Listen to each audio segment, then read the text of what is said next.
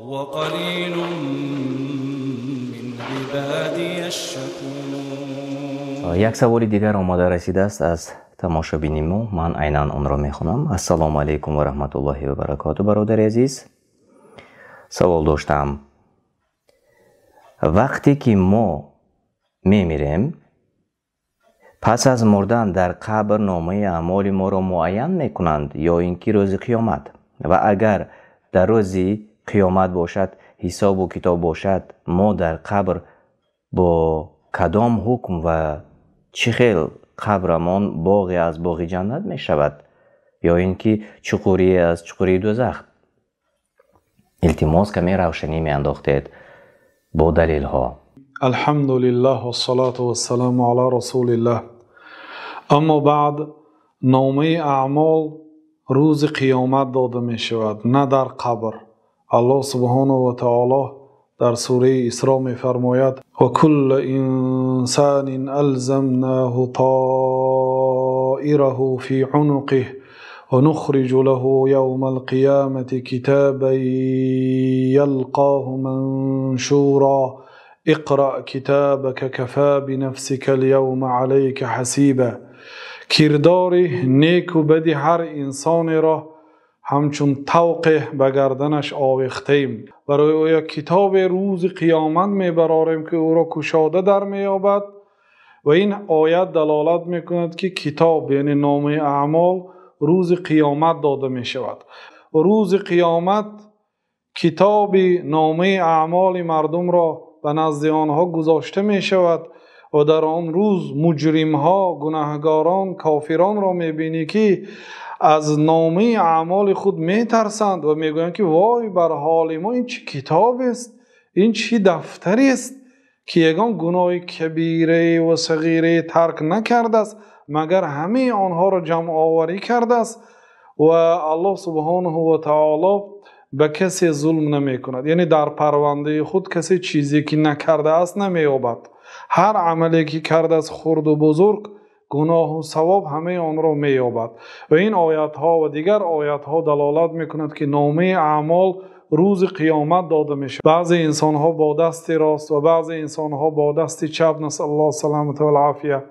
اما در قبر بنابر پاسخ هر یک بنده به 3 سوال، هر یک بنده ناوابسته از آن که کافر است یا مسلمان، زن هست، مرد است، بزرگ است، خرد است، چی تخصصی دارد، همه از یک تخصص پرسیده می شوند.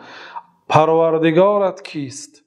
دینت چیست؟ پیغمبرت کیست؟ کسی به این سوال ها پاسخ درست گفت، برای او دری از جنت گشاده می شود.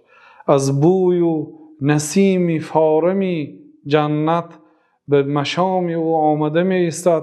لباس از جنت با امر پروردگار برآورده به او پوشانیده می شود و کورپه های از جنت برای او انداخته می شود و قبر او تا جایی که چشم می بیند کشاد می شود. اما آن شخصی که به این 3 سوال جواب نگفت، برای او دری از دوزخ گشاده می شود. از بوی بدی آن و هوای بدی و گرمی آن به دماغ او آمده می ایستد و این چنین لباس از آتش به او پوشانیده می شود و این چنین کورپه های از آتش برای او داده می شود و همچنین یک مرد در بدترین صورت با بدترین بوی به نزدش می آید. ای وای بر حال تو کی هستی اینقدر از تو یعنی بوی بد می آید و منظری بد داری؟ میگوید که من عملهای خبیث و پلیدی تو هستم، من گناه های تو هستم. و همین گونه در دیگر روایت آمده است که بر سر او با یک گرز آهنین چنان زده می شود که جناب رسول الله صلی الله علیه و سلم گفتند که لو ضرب بها جبل لصار ترابا، اگر با آن گرز کوهی را زده شود، کوه خاک می گردد. گفتند با آن زده می شود. و همین گونه قبر او برای او چنان تنگ می شود که حتی قبرغه هایش به هم دیگر می درآیند.